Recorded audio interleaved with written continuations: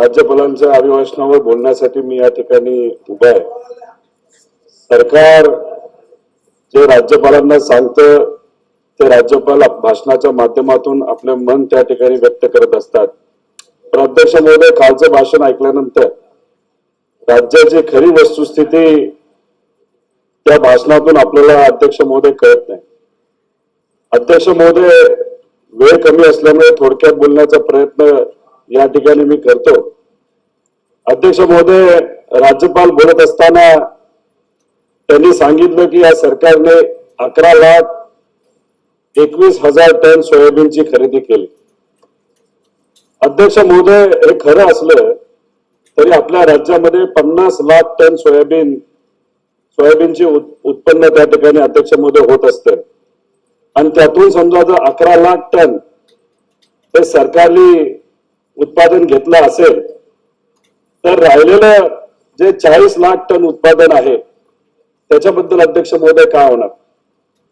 Market जर आपण बघितलं तर 3800च्या खाली सोयाबीनचे रेट अध्यक्ष महोदय त्या ठिकाणी आलेले आहेत आणि कुठल्याही परिस्थितीमध्ये 6000च्या खाली शेतकऱ्याला सोयाबीन विकणं हे परवडत नाही। अध्यक्ष महोदय, जर आपण बघितलं तर 1000 प्रमाणे समजा 3800ला बहुतांश शेतकऱ्यांनी सोयाबीन विकलं असेल आणि सरकारकडनं खरेदीचा रेट काहीतरी 4800 आहे आणि 1000 रुपयाचा फरक जर अध्यक्ष महोदय आपण काढला तर राहिलेल्या शेतकऱ्यांच्या 40 लाख टनावर 4000 कोटीचं नुकसान झालं। हे नुकसान शेतकऱ्यांचं अध्यक्ष महोदय त्या ठिकाणी झालेलं आहे। इलेक्शनच्या काळामध्ये मोठी मोठी भाषणं सगळ्यांचीच आपण अध्यक्ष महोदय ऐकली। फडणवीस साहेब विधानसभेच्या प्रचाराच्या निमित्ताने बोलत असताना असे बोलत होते की या पुढच्या काळामध्ये जेव्हा कधी सोयाबीनचे भाव हमी भावाच्या खाली जातील तेव्हा हमी भाव आणि बाजार भावातील फरक शेतकऱ्यांच्या बँक खात्यात जमा करू, म्हणजे भावांतर योजना लागू करू किंवा शासन खरेदी करेल असं त्यांनी त्या ठिकाणी सांगितलं होतं। 10 तारखेला बजेट आहे। जर तिथं मुख्यमंत्री जे बोलतात ते करून दाखवत असतील तर हे जे 4000 कोटीचं नुकसान आमच्या शेतकऱ्याचं झालेलं आहे ते 10 तारखेच्या बजेटमध्ये फायनान्स मिनिस्टरच्या माध्यमातून त्यांनी जाहीर करावं की आम्ही 4000 कोटी त्या शेतकऱ्याच्या झालेल्या नुकसानासाठी देत आहोत। अध्यक्ष महोदय, मोदी साहेबांनी ते 6000 रुपये सांगितले होते, हा आकडा मग कुठेतरी 8 ते 10,000 कोटीच्या आसपास जातो।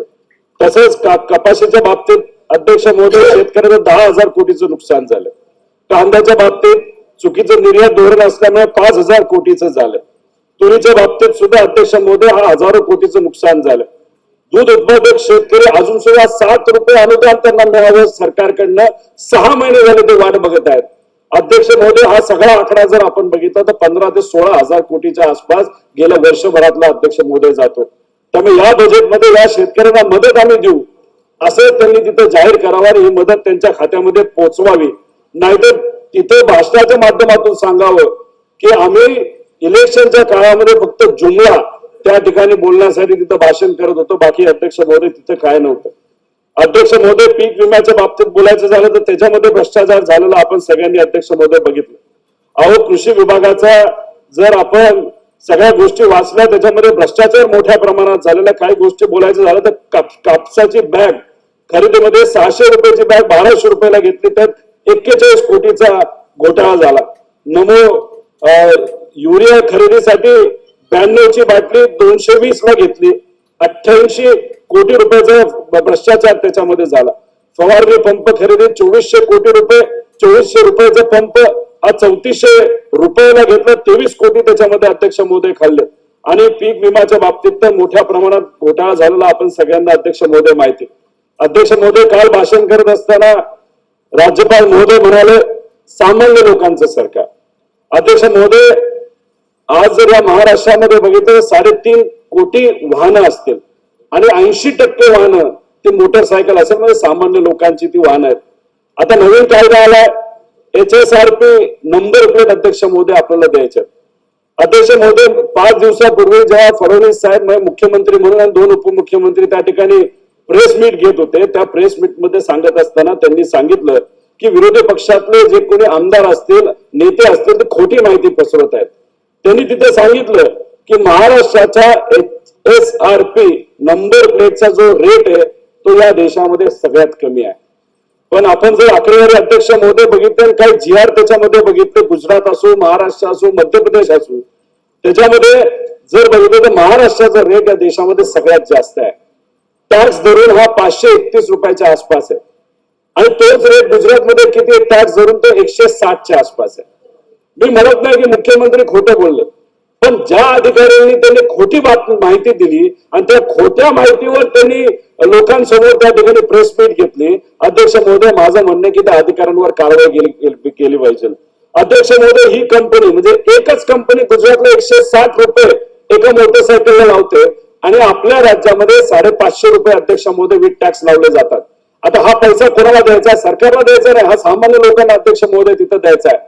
हा आकडा जर आपण काढला, हा जो फरक आहे गुजरात आणि महाराष्ट्रामध्ये, हा आकडा अध्यक्ष महोदय फक्त मोटरसायकलवर 1800 कोटीच्या आसपास जातो. म्हणजे सामान्य लोकांच्या खिशातून 1800 कोटी अतिरिक्त गुजरातच्या कंपनीला द्यावं लागते. अध्यक्ष महोदय, भाषणामध्ये आमची अपेक्षा आहे की मुख्यमंत्री आणि फायनान्स मिनिस्टरमध्ये कुणी का असेना तिथे जाहीर करावं, गुजरातचा जो रेट आहे ना ते गुजरातपेक्षा 5 रुपये कमी तरी आम्ही तिथं नंबर प्लेट लावावं असं त्या ठिकाणी जाहीर झालं पाहिजे. अध्यक्ष महोदय, ही आमच्या सगळ्यांची तिथं मागणी आहे.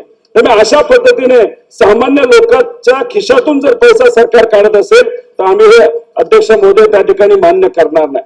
अध्यक्ष महोदय, दावोसला मुख्यमंत्री गेले होते, आपले इंडस्ट्रियल मिनिस्टर गेले होते. गुंतवणूक किती जाहीर झाली? 15,70,000. रोजगार किती होणार? 15,90,000. आम्ही सुद्धा अभिनंदन अध्यक्ष महोदय केलं. एखादी चांगली गोष्ट असेल तर अभिनंदन करावं, पण थोडासा स्वभाव असा आहे की थोडा अभ्यास तिथं आम्ही करत असतो. अभ्यास केल्यानंतर अध्यक्ष महोदय गुंतवणूक किती तर 14,94,000. पण सगळे MOU बघितल्यानंतर रोजगार किती होतं तर 6 लाख होतं.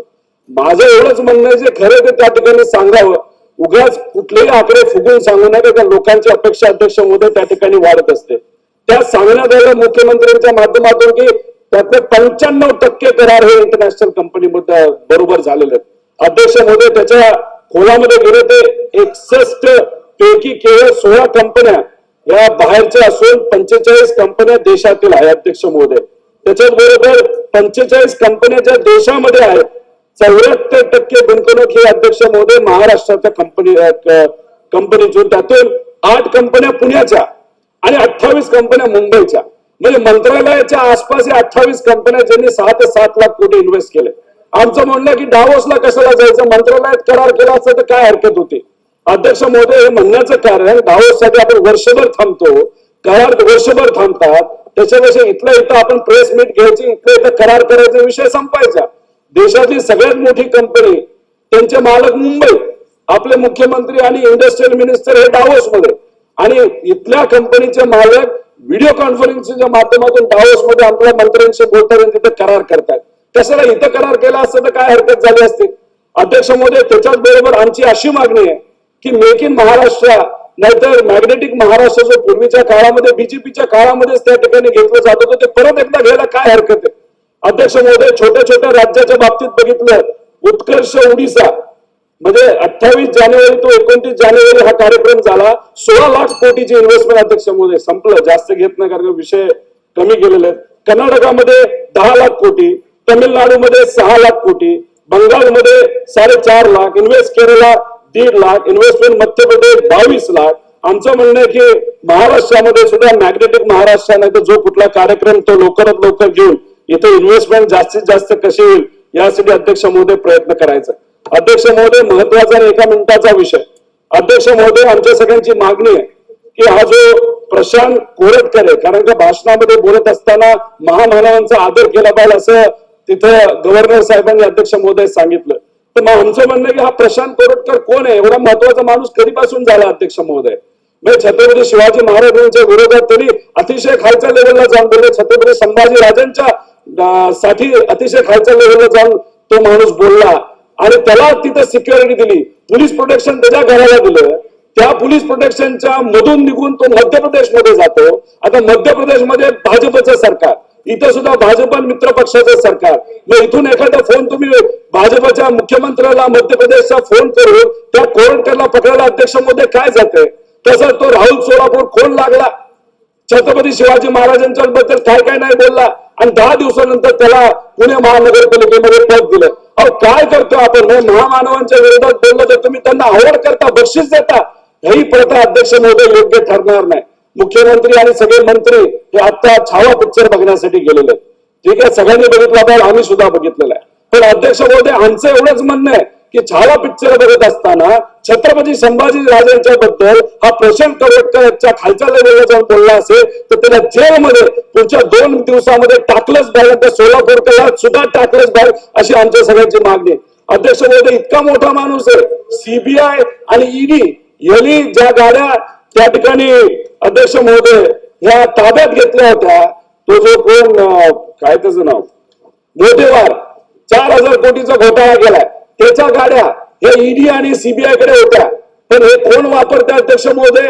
हा कोटेवार वापरतो. काय नाव आहे कोरेटकर. मी इतकं मोठा माणूस आहे की त्याचं नाव सुद्धा आठवत नाही अध्यक्ष महोदय.